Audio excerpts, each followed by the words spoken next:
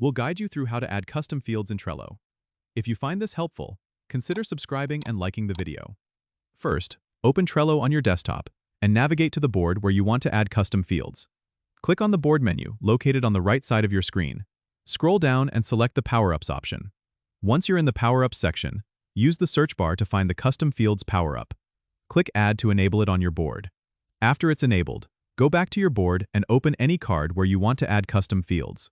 You'll see a Custom Fields button on the card. Click that button, and a window will pop up allowing you to create new fields. You can choose from different field types like text, number, date, checkbox, or even a drop-down list. Select the field type that best suits your needs, give it a name, and click Save. Now, you can fill in these fields with the relevant information for each card. Keep in mind that using custom fields can help you organize and track specific data relevant to your projects. They are especially useful for keeping detailed information at a glance. Once you've set up your custom fields, they will be accessible on all cards within that board, providing a consistent framework for your information. Don't forget to subscribe and comment if this helped you out.